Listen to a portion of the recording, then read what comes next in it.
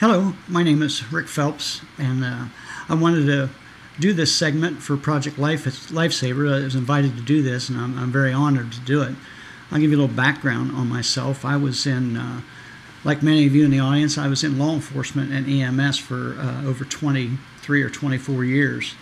And during that career, like everyone in the audience, once again, you have to make split-second decisions many, many times. And a lot of these times, these split-second decisions can be the difference between life and death.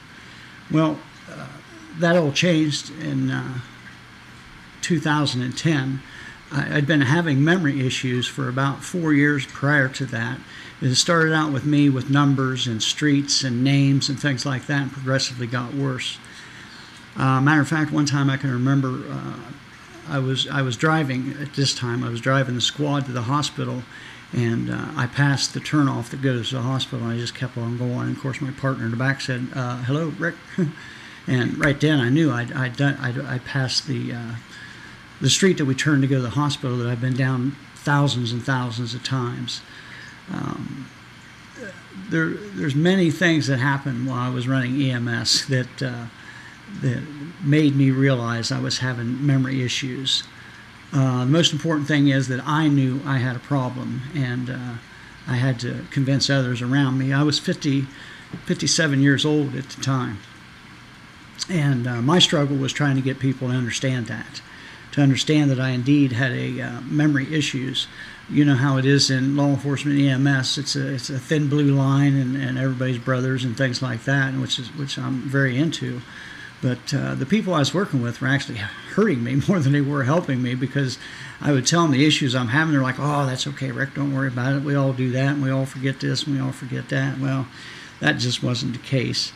So to make a long story short, I went to my doctor several times, and about 2 years into this, he finally did a mini mental test and some blood work and a lot of tests on me, and he forwarded me to a neurologist. And in I don't know what month, it don't matter, say June of 2010, I was indeed diagnosed with MCI, mild cognitive impairment / early onset Alzheimer's disease. Now, for many people, this is a blow. It's a terrible blow, and I can understand that. But for me, it was like somebody lifted a weight off my shoulders, because I knew something was wrong drastically. We thought maybe I had a brain tumor or something, and it turned out being that I do indeed have dementia. So as bad as the diagnosis was, I still was relieved that now I had something to fight. Since that time, like I said, make life and death decisions, and now, I catch myself opening up the dresser drawer and looking at my socks, and it takes me 2 or 3 minutes to decide which pair to get out and use to put on my feet, and 90% of them are white. So, excuse me. I make light of some of this because I think humor is very important, even with the disease. And I would say I'm probably in the mid stages now of this disease. I have trouble recognizing things. I have trouble remembering things. Obviously, my short-term memory is completely gone. But I was invited to speak here today about dementia and how it affected me and how it affected you as first responders and law enforcement and things like that. I know I can speak my years in EMS. One of the things that was lacking was training in the dementia field. I mean, I'm sure we had training in it, but I just can't remember. Of course, I have dementia, but I even talked to my wife about it. She's been running squad now for about 26 years, and she says there hasn't been no training that she's been aware of, any CEUs on dementia-related illnesses, patients, and whatever, for the past 3, maybe 4 years easily. So this is something that needs to be addressed nationwide, I believe. The baby boomers are coming of age, which I am one of them, and I'm just a perfect example of why you need more training in EMS and law enforcement. Project Lifesaver is a wonderful, wonderful thing that they've come up with here. But like I've said all along, you got to know what to do when you find these people. And Project Lifesaver is a great way of locating patients that have walked away or wandered or whatever you want to call it. But you got to know what to do when you find them. And I've been in more than one situation where I've been involved in either in law enforcement or EMS when a dementia patient was found, and things just didn't go well. They just didn't go well at all. And that you got to understand, these people are confused. They're scared. They won't understand anything you're telling them. A lot of times law enforcement, especially law enforcement, want to take this person they found and take them to where they need to be. And sometimes what needs to be done is just the opposite. The people that know them need to come to where they are and try to get a handle on the chaos that's going to be going on. Because I've said this many times, and this is what goes with me.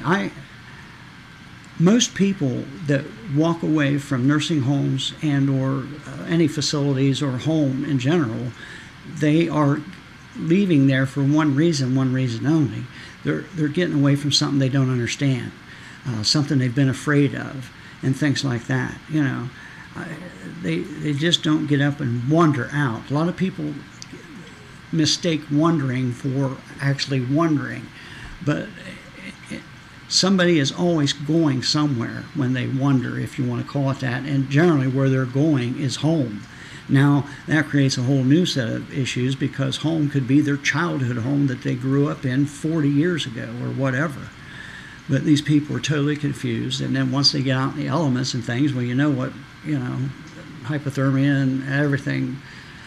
But fear is the number one thing that drives these people to leave. I think it should be mandatory that every new resident of a facility, mandatory for 30 days, they wear a tracking bracelet, either GPS or their Project Lifesaver, because that's when you're going to get most of your people that are going to try to wander off, if you will, because of the new surroundings. Everything's new to them, and they're scared and they want to get away, and they're going to do that the best way they can. A lot of people, this disease has a terrible stigma that goes with it, and a lot of people think that I should be sitting in a wheelchair staring out a window and drooling and things like that. And that's not the case at all. I can still put two sentences together. I can still have a thought or two in my head. I won't remember them. That's the thing. My short-term memory's gone. But later on, this disease will affect me worse and worse.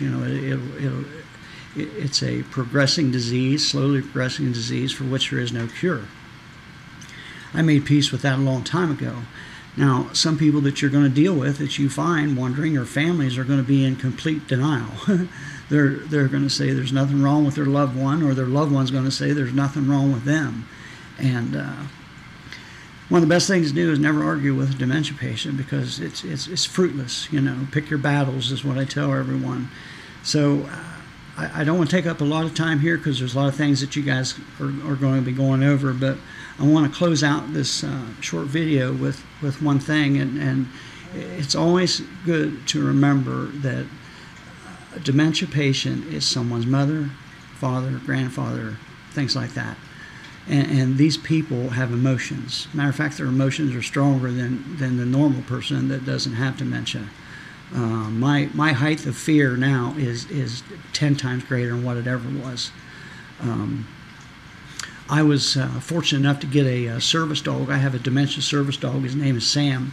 He's a 2-year-old German Shepherd now, and he is trained to help me with my dementia, which is a whole other topic. But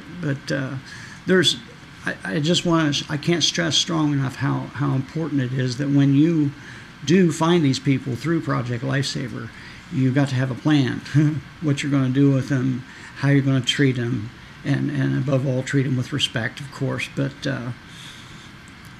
just agree with them, whatever they say, and try to get a family member there ASAP, instead of taking them from where they are to a family member. Now, I know sometimes that can't be helped. You have to do what you got to do.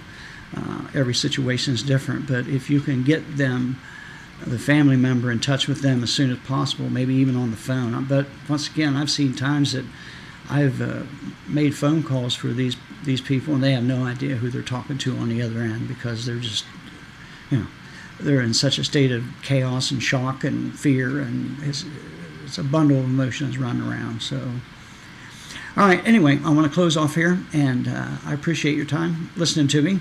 And I thank Project Lifesaver for letting me do this video, and I want to thank each and every one of you for the service that you do for your communities. I know how tough it is, and thank you very much.